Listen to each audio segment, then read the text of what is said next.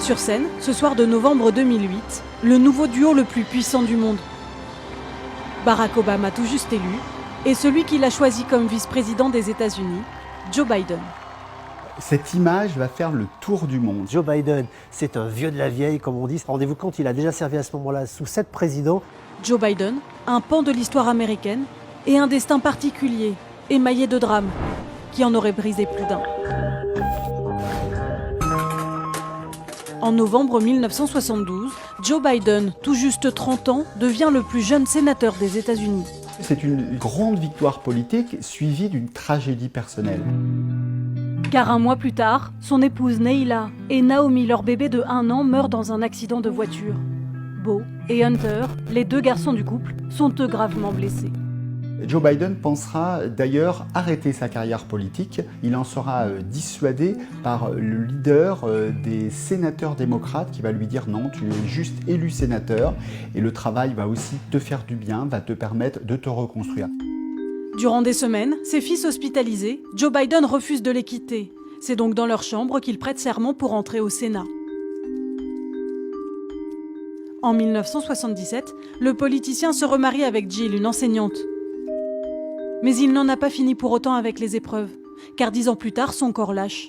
Double rupture d'anévrisme, il va être opéré, va passer très très près de la mort, à tel point qu'on lui donnera les derniers sacrements. C'est alors que, déjouant tous les pronostics, le politicien survit. Son fils aîné, Beau, n'aura pas cette chance. À 46 ans, ce père de 2 enfants décède, foudroyé par un cancer au cerveau. Il y a là un attachement particulier des Américains pour un homme qui souffre au-delà des clivages politiques. C'est l'image qu'a Joe Biden. On parle de quelqu'un de très solide, qui est capable de tomber 500 fois et de repartir à chaque fois, de remonter sur le ring. Un ring sur lequel Joe Biden est parfois son propre pire ennemi. Le sénateur Chuck Graham est là. Chuck, lève-toi, que tout le monde te voit. Chuck Graham, c'est lui, en fauteuil roulant. Oh, Dieu te garde, qu'est-ce que je raconte? Capable aussi d'une sincérité désarmante. J'ai été voir de gros donateurs, j'étais prêt à me prostituer auprès d'eux. Joe Biden, qui est un peu pâteau, qui fait des gaffes, ça le rend très sympathique et il sait en jouer. Mais si certaines bourdes le rendent attachant, de vrais faux pas entachent durablement sa carrière. Comme en 1987. Joe Biden se présente alors pour la première fois à la primaire démocrate en vue de l'élection présidentielle. Joe Biden prononce un discours, sauf que ce discours ressemble étrangement à un autre discours, celui du chef du Parti travailliste britannique, Kinnock. Il récidive avec des discours de Robert Kennedy, des discours de John Kennedy, à tel point qu'il devient Joe le plagiaire. Face à la polémique, Joe Biden finit par renoncer à la primaire, mais pas question pour autant d'abandonner la politique. Les 20 années suivantes, il va les passer à rebâtir sa réputation, en prenant notamment la tête de la très puissante commission des affaires étrangères au Sénat. Il acquiert une crédibilité vraiment très très forte parce qu'il est extrêmement compétent, extrêmement sérieux sur les dossiers. Il a la culture du compromis. C'est ça aussi qui va faire la particularité de Joe Biden. En 2008, il retente sa chance aux primaires démocrates. Mais face au très charismatique Barack Obama, il n'a aucune chance et s'incline à nouveau.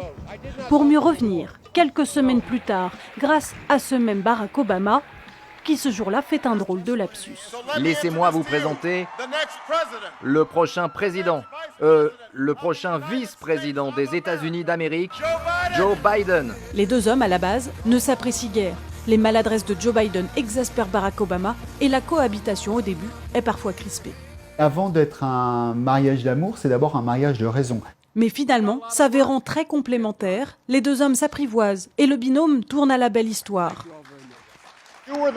Tu es la première décision que j'ai prise quand j'étais candidat, et c'était la meilleure. Le soutien du 44e président des États-Unis, un argument de poids pour le centriste Joe Biden, qui a connu un début de campagne poussif. En février dernier, les médias américains le disaient presque mort politiquement. Finalement, d'éclatantes victoires, comme en Caroline du Sud début mars, ont fait de lui le seul candidat démocrate encore en lice.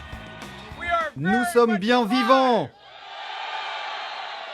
À 77 ans, l'héritier d'Obama se présente comme l'anti-Trump. Il faut choisir l'espoir plutôt que la peur, l'unité plutôt que la division et surtout, le plus important, la vérité plutôt que le mensonge. Mais Joe Biden a du mal à faire vibrer les foules. On le dit trop âgé, trop tactile, aussi bien avec les hommes que les femmes. Le camp Trump en a d'ailleurs fait un argument de campagne, obligeant le démocrate à réagir. Les normes sociales ont commencé à changer et à évoluer, tout comme les limites de l'espace personnel. Et je l'ai compris.